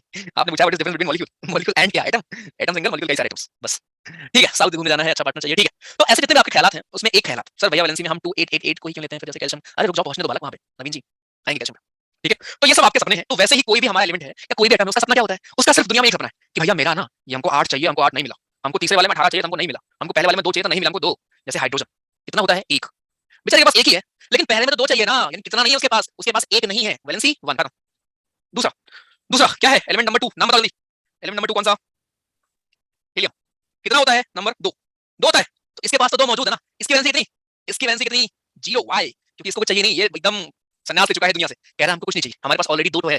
तो पॉइंट ये है कि अगर आपके पास 1 है 2 है तो आपके पास फिल है, ठीक है, अगर 2 है तो फिल है, 1 है तो 1 की कमी है, बट अगर 2 से ज्यादा है फिर आप कैसे देखोगे, मान लो तीसरा है हमारा लिथियम 3, अब 3 को आप कैसे लिखोगे, पहले वाले में 2 आ गए, पहले में 2 आ गए हैं लेकिन 1 बच रहा है ना, दूसरे वाले में 1 आएगा, टोटल 3 है ना, अब जो 1 आया है ना एक्स्ट्रा, ये आपकी वैलेंसी है, खत्म। ठीक, तो अगर हम फास्फोरस वाले जो एक्सेप्शन है उसको हम साइड हटा दें, कार्बन को हम साइड रख दें, उसके अलावा जितने भी आपके बच्चा जी एलिमेंट हैं सबकी वैलेंसी आपकी 4 से कम होगी, लेस देन 4। निकालते कैसे हैं, अगर आपके जो आउटर मोस्ट शेल में बच्चा, अगर आपके आउटर मोस्ट शेल में इलेक्ट्रॉन है 4 से कम, तो जितना इलेक्ट्रॉन है, मान लो 1 इलेक्ट्रॉन है तो 1 वैलेंसी आपकी, 2 इलेक्ट्रॉन है तो 2 वैलेंसी, 3 इलेक्ट्रॉन है तो 3 वैलेंसी, ठीक, 4 इलेक्ट्रॉन है तो केवल कार्बन में होता है तो उसकी भी वैलेंसी 4 ही होती है। अगर 5 इलेक्ट्रॉन है फॉर एग्जांपल बाहर, अगर ये मैं आपको सब दिखाऊंगा, मैं रिपीट भी करूंगा, बिल्कुल मत घबराओ भाई, अगर 5 इलेक्ट्रॉन तो 5 इलेक्ट्रॉन होने का मतलब ये नहीं कि 5 आपकी वैलेंसी होगी, 5 इलेक्ट्रॉन यार 5 आप लूज करोगे, उससे आसान होगा कि आप 3 किसी से ले लो, तो इसकी भी वैलेंसी 3 होगी। अगर 6 इलेक्ट्रॉन है इसकी वैलेंसी 2 होगी, अगर 7 इलेक्ट्रॉन है इसकी वैलेंसी 1 होगी, तो वैलेंसी या तो 1 होगी या 2 होगी या 3 होगी या 3 2 1, यानी कि 1 2 3 में से ही कोई ना कोई एक वैलेंसी होती है किसी। हां 4 के भी हमारे एक्सेप्शंस हैं, कार्बन की वैलेंसी 4 होती है, इवन 5 वैलेंसी भी एक ऐसा एलिमेंट जिसकी होती है जो क्वेश्चन आ भी चुका है आपके पेपर में, उसके अलावा नहीं होता कोई। ठीक, तो बस ये ध्यान रखो, अगर आउटर मोस्ट शेल में 5 इलेक्ट्रॉन है, एग्जांपल देता हूं, ऐसे कैसे समझोगे, एग्जांपल नाइट्रोजन ले लो, नाइट्रोजन का नंबर कितना 7, कैसे लिखेंगे, अब मैंने यहाँ पे आपको दो कॉन्सेप्ट सिखाए हैं, कॉन्सेप्ट नंबर 1 कि आप लिखते कैसे हैं, कॉन्सेप्ट नंबर 2 उससे वैलेंसी कैसे निकालते हैं। नाइट्रोजन का हमारा है नंबर होता है 7, कैसे लिखोगे, पहले वाले में 2 आएंगे, 2 से ज्यादा नहीं आ सकते ना पहले वाले में, और दूसरे वाले में मैक्सिमम 8 आते हैं, लेकिन हमको 8 चाहिए ही नहीं, हमको चाहिए 5, खत्म। तो ये हो गया इलेक्ट्रॉनिक कॉन्फ़िगरेशन लिखने का नाइट्रोजन का। अब इससे हम वैलेंसी कैसे निकालेंगे, अगर 5 है तो 5 वैलेंसी नहीं होगी, 8 से माइनस कर देंगे, जितना कम होगा उतनी वैलेंसी, तो 5 को 8 बनाने में 3 और चाहिए होता है, 3 होगी वैलेंसी, खत्म। मान लो कोई एलिमेंट है हमारा सोडियम, कितना होता है नंबर 11, कैसे लिखेंगे, पहले में 2, दूसरे में कितना आते हैं 8, 8 2 10 ही हुआ, तीसरे में 1 आएंगे, वैलेंसी कितनी, जितने आउटर मोस्ट शेल में इलेक्ट्रॉन होते हैं उतनी वैलेंसी होती है, 1 हो गया वैलेंसी, खत्म, एक वैलेंसी है। मैग्नीशियम ले लो 12 नंबर होता है, 2 8 2, वैलेंसी कितनी, 2 वैलेंसी होती है मैग्नीशियम की, तो मैग्नीशियम की वैलेंसी 2 क्यों होती है, इसीलिए क्योंकि आउटर मोस्ट शेल में 2 इलेक्ट्रॉन होते हैं, राइट। तो बस पॉइंट ये है कि अगर आपके आउटर मोस्ट शेल में 1 इलेक्ट्रॉन है, 2 है, 3 है, तो वैलेंसी भी उतनी होगी 1 2 3, बट अगर 4 से ज्यादा है, मान लो 5 हो गया, कि आपने कोई एलिमेंट लिया 5 2 8 5, ये कौन सा एलिमेंट मुझे बताओ, 8 2 10 5 15, 15 नंबर किसका होता है, 15 नंबर किसका होता है बालक, फास्फोरस का, ठीक है।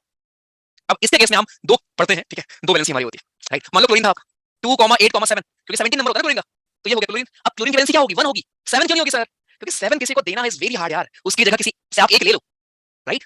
तो वैलेंसी कैसे निकालते हैं, जितने भी आउटर मोस्ट शेल में इलेक्ट्रॉन होते हैं, अगर वो 4 से कम है तो एक्जैक्टली उतनी हमारी वैलेंसी होगी, बट अगर वो 4 से ज्यादा है तो आप 8 से माइनस करके निकालोगे वैलेंसी। अगर मान लो आउटर मोस्ट शेल में 7 इलेक्ट्रॉन है तो वैलेंसी कितनी होगी 8 - 7 यानी कि 1। अगर 6 इलेक्ट्रॉन है वैलेंसी कितनी होगी 8 - 6 यानी कि 2। अगर 5 इलेक्ट्रॉन है, अब एक्सेप्शंस की बात नहीं करोगे, केवल एक आप एक्सेप्शंस पे आएंगे, 8 - 5 3। बट अगर आउटर मोस्ट शेल में 1 इलेक्ट्रॉन है, 2 है, 3 है, तो डायरेक्ट आपकी वैलेंसी यही होने वाली है 1 2 3, सिंपल। तो क्या क्लियर है वैलेंसी, फिर फार्मूले पे आते हैं।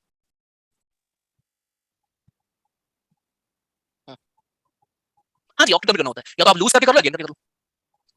चलो, अगर 9 हो तो माइनस में, अबे 9 को माइनस कैसे करोगे 9 को आप 1 में नहीं लिखोगे ना भैया, वही तो तुमको सिखाया, अगर 9 नंबर है तो पहले में 2 आएगा, दूसरे में 7 आएगा, अब 7 में से 1 उसको चाहिए बस, तो 1 हो गया वैलेंसी, ऐसे होता है। दोनों होती है, क्योंकि आपकी 2 भी होती है 3 भी होती है, अलग-अलग एलिमेंट्स में, तभी NO3, तभी आपका N3 भी बनता है, N2 भी बनता है, राइट, O2 भी बनता है, O3 भी बनता है, राइट। कैल्शियम की क्या होगी वैलेंसी, तुम निकालो, नंबर कितना है कैल्शियम का, हाँ जी, कैल्शियम का नंबर कितना होता है 20, चलो निकालो, 8 से सब्ट्रैक्ट करते हैं क्योंकि ऑक्टेट बनाने के लिए 8 ही चाहिए बालक। कैल्शियम की वैलेंसी कितनी होती है, नंबर होता है इसका 20, अब जरा निकालो, तो पहले इसका हम लिखेंगे इलेक्ट्रॉनिक कॉन्फ़िगरेशन, कैसे लिखेंगे, पहले में 2, दूसरे में 8, 8 2 10, अब 18 नहीं हो सकता ना, आप ध्यान से देखो, 18 मैक्सिमम आ सकते हैं तीसरे में, लेकिन हमको 18 नहीं चाहिए ना भाई, क्योंकि 8 2 10 और 18 कर देंगे तो ज्यादा हो जाएगा ना, तो 8 2 10 और सिर्फ 10 बचे, तो तीसरे में 8 और उसके बाद 2, 2 बैलेंस कर, ठीक। तो ऑल्दो थर्ड वाले में मैक्सिमम 18 आ सकते हैं, लेकिन भाई आपको ये भी देखना है कि हमको 18 की जरूरत नहीं है, हमारे पास बचे बस 10, लेकिन किसी भी शेल में 8 से ज्यादा नहीं हो सकते, मतलब अगर आप देखोगे तो एक सेकंड, लेकिन अगर हम यहाँ पे 10 करके लिख दें, लेकिन तब भी वही लॉजिक है, वही लॉजिक है ना, तब भी वही वैलेंसी आएगी, तब भी वैलेंसी वही आएगी, ठीक है। In that case also valency वही आएगी। तो इसका ध्यान रखो कि अगर 18 की हमको जरूरत नहीं है, वो मैक्सिमम होता है कि मैक्सिमम कितने आ सकते हैं 18 आ सकते हैं, लेकिन अगर आपको मिनिमम कमी चाहिए तो फिर आप 18 के लिखोगे ना भाई, एक्जेक्टली ऋषभ जी, अगर आप मतलब 5 से ज्यादा है तो आप 8 से माइनस करो। अरे फिर से देखो, इतना काहे कंफ्यूज करते हो भाई खुद को, फिर से देखो, इतना है ही नहीं जितना तुमको ये दिमाग लगा रहे हो इसमें, इसको मैं करो, ठीक है, दोबारा देखो।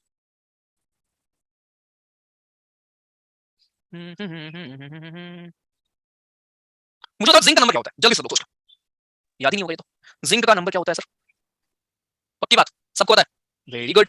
चलो अब जरा हम कोशिश करते हैं साथ में, पहले आप देखो फिर मैं लिखता हूं, ठीक है, एक बार कोशिश तो कर, गलती होगी ना भाई, कोई दिक्कत नहीं। इलेक्ट्रॉनिक कॉन्फ़िगरेशन लिखिए जिंक का, फिर वैलेंसी पे आते हैं। जिंक का जरा इलेक्ट्रॉनिक कॉन्फ़िगरेशन लिखिए जल्दी से सब लोग। पहले में 2, दूसरे में 8, 8 2 10 हुए, अब तीसरे में मैक्सिमम 18 आ सकते हैं, क्या 18 हो सकते हैं क्या, बिल्कुल हो सकते हैं, क्योंकि 8 2 10 और 18 28 ही हो ना, अभी 2 और बाकी है, लो खत्म, वैलेंसी दो, वैलेंसी दो भैया, जिंक की ऐसे निकालते, ऐसे निकालते, राइट। तो इसलिए सिर्फ ये है कि आप जब इलेक्ट्रॉनिक कॉन्फ़िगरेशन किसी का लिखते हो, पहली बात तो 30 के ऊपर नहीं पूछेगा आपसे, 30 के अंदर ही पूछेगा, राइट। 30 के अंदर कोई और एलिमेंट बताओ, इसका लिखना बताओ, जो आपका मानो आयरन का चलो भैया जरा कितनी वैलेंसी हो सकती है मैक्सिमम आयरन का पहले लिखते हैं बताओ आयरन का नंबर कितना होता है बालक पहले बताओ आयरन का नंबर कितना होता है 26 होता है चलिए लिखिए इलेक्ट्रॉनिक कॉन्फ़िगरेशन लिखो आयरन का जल्दी अरे आप चाहो तो उसको 8 उसमें करके बांट दो या चाहो तो वैसे कर दो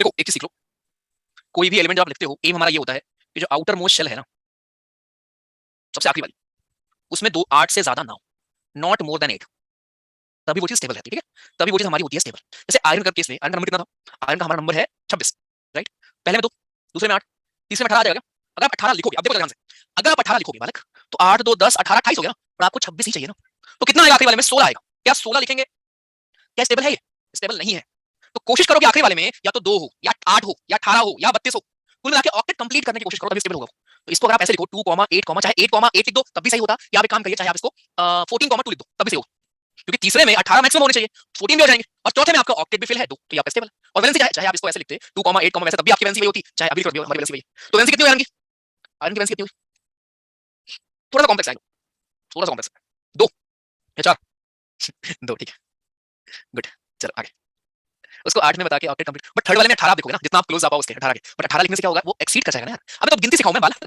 अब अगर तुमको 26 चाहिए तुम 18 लेके 28 पे पहुंच रहे हो तो 2 को अलग कर दोगे ना यार राइट आप कोशिश क्या करोगे पहले में 2 आ गए दूसरे में 8 आ गए अब तीसरे में क्या है और चौथे में क्या तीसरे में आपके मैक्सिमम 18 आ सकते हैं लेकिन हमको चाहिए ही नहीं 18 हमको कम चाहिए हमको चाहिए कितना हमको चाहिए 16 लेकिन 16 आखिर में हो नहीं सकता ना स्टेबल नहीं होगा वो तो उसको अगर हम ब्रेक करते हैं ऐसे स्टेबल बना देते हैं लो बन गया स्टेबल खत्म ठीक चलो वैसे नेक्स्ट चैप्टर में फिर से आपको मिलेगा अगर यहाँ किसी को भी अगर लगता है कि सर नहीं क्लियर है तो दोबारा आप देख लेना वैसे तो उम्मीद करता हूँ होगा यहाँ पे फिर देख लो सोडियम के ऊपर 1 क्यों है वही वैलेंसी सेम वैलेंसी अब यहाँ पे देखो फॉर्मूला कैसे लिखते हैं कार्बन की वैलेंसी 4 क्लोरीन की 1 CCl4 क्लोरोफॉर्म है आपका मैग्नीशियम की वैलेंसी 2 क्लोरीन की हमारी 1 MgCl2 इसलिए लिखते हैं तो आज के बाद एल्यूमिनियम की वैलेंसी कितनी 3 एल्यूमिनियम का नंबर क्या था जरा बताएं जल्दी से एल्यूमिनियम का नंबर क्या था आपको दिक्कत पता किसमें हो रही होगी बड़े वाले एलिमेंट्स में छोटे में नहीं हो रही होगी है ना हां 13 है कैसे लिखेंगे 2, 8 10 हो गए 3 बचा लो तो वैलेंसी कितनी 3 ऑक्सीजन वैलेंसी कितनी 2 तो ये जाएगा 2 इसके साथ 3 जाएगा इसके साथ Al2O3 और Al2O3 सुन के आपको और एक चीज क्या याद आ रही है जल्दी थर्मल रिएक्शन यहाँ 4 से ज्यादा है तो 8 से माइनस करेंगे ना कहाँ कहाँ 4 ज्यादा है 3 तो है देख तो लिया करो डिफरेंस पहले भाई कुछ भी लिख देते हो ना M4 टेरिक ऑक्साइड ठीक है फर्स्ट का एक कहानी निश्चित वैलेंसी लिखा होगा चलो इसको मैं चैप्टर नंबर 4 में आपको दोबारा बता दूंगा यार ये जो भी मैंने आपको पढ़ाया है ये एक्चुअली इस चैप्टर का था भी नहीं ठीक है चैप्टर नंबर 4 जो मैं अभी कर लेता हूं स्ट्रक्चर ऑफ एटम नाम है उस चैप्टर का एक मिनट रुको please wait structure of atom chapter number 4 structure ये यहाँ मैं आपको फिर से समझा दूंगा शाम को कोई दिक्कत नहीं ठीक है अगर आपको दिख नहीं तो वही चीज है पहले में 2 दूसरे में 8 तीसरे में 18 32 एंड सो ऑन ठीक है maximum number of electron that can be accommodated in the outer most orbit is 8 now this is very very important जब आपने वहां लिखा 2, 8, 16 आप सोचो कि सर 16 क्यों नहीं होंगे छोड़ क्यों नहीं देते इसको तीसरे में तो 18 अलाउड है ना सर तो 16 पे हमने छोड़ा क्यों नहीं इसको हमने ऐसे क्यों लिख दिया दिस वाज द रीजन ठीक 16 पे हमने क्यों नहीं छोड़ा क्योंकि दोस्त आपको स्टेबल होने के लिए नीड 8 एट इस आउटर मोस्ट ठीक है यहाँ पे देखो फास्फोरस सल्फर क्लोरीन आर्गन ठीक है और नीचे से वैलेंसी ये तो ये जो हमारा फास्फोरस होता है ये कुछ कुछ के साथ कभी-कभी 5 वैलेंसी भी शो करता है नाउ ये क्वेश्चन हमारा एक पीवाईक्यू है और एक्सेप्शन है जो हमारा फास्फोरस है केवल यही है जो 5 वैलेंसी भी शो करता है ठीक है अनयूजुअल बिहेवियर शो करता है कुछ ऐसे हमारे मॉलिक्यूल्स होंगे जिनके साथ फास्फोरस जब आपस में मिलता है तो 5 वैलेंसी भी शो करता है ठीक है तो ये हमारा फास्फोरस के क्वेश्चंस आए हैं इसकी 2 वैलेंसी है 3 और 5 बाकी सबके आप देखोगे या तो 1 होगी या 0 होगी या 1 या 0 2 3 4 केवल कार्बन की आपको मिलेगी राइट इसको ध्यान रखो ठीक सिलिकॉन भी होगा शायद यहीं पे कहीं है सिलिकॉन का भी तो ये रटो मत बट हाँ ये आप निकाल सकते हो अगर आपको वो याद है देखो 4 का आप कुछ कर नहीं सकते तो अगर मान लो आउटर मोशन में 4 इलेक्ट्रॉन है 8 से तुम माइनस भी करोगे 4 को 4 ही आएगा और 4 देखोगे तब भी 4 वैलेंसी तो ये तो याद नहीं करना पड़ेगा कोई कार्बन की चार्ज होती है कि नंबर इसका वैसे 6 नंबर अगर है तो 2,4 4 आ गया वैलेंसी ठीक चलो ठीक है इसको मैं दोबारा समराइज कर दूंगा शाम को फिर से एक बार क्योंकि थोड़ा सा आइनो कॉम्प्लेक्स है आपको 20 तक कोई दिक्कत नहीं होने वाली जिसमें से आपको क्वेश्चन बनता है 20 के ऊपर थोड़ी दिक्कत आपको आएगी खासकर इस चीज में कि सर हमने इसको ऐसे क्यों लिखा हम इसको ऐसे भी लिख सकते थे ना उस चीज में ठीक बाकी क्या है 20 के ऊपर क्या नाम उस चीज में फिर रिपीट करूंगा कोई दिक्कत नहीं अरे टाइप कर दो यार हाँ जी वो नहीं करना आपको यार और जो मुझसे पूछते हैं ना सर आपका ये इंस्टाग्राम पे ये क्या लिख रखा है वो ये लिख रखा है ठीक है आज जाके दिमाग लगाना उसमें आपको ये नहीं करना तुम बोर्ड नहीं दे रहे कि 2 आपको दिखाऊं ठीक है एक और तरीका लिखने का एक तरीका और होता है s orbital p orbital d orbital sp d वो आपको नहीं करना भाई बोर्ड देने जा रहे हो ठीक है तो प्लीज चेक करना चलिए पॉजिटिव क्यों लिखते हैं मतलब नेगेटिव लिखते हैं भाई अगर वो मान लो गेन कर रहा है तो नेगेटिव लिखते हैं अगर वो लूज कर रहा है तो पॉजिटिव लिखते हैं ठीक है मोहित जी कह रहे 2 8 15 1 सही है क्या कैसे सही हो सकता है हाँ जी 1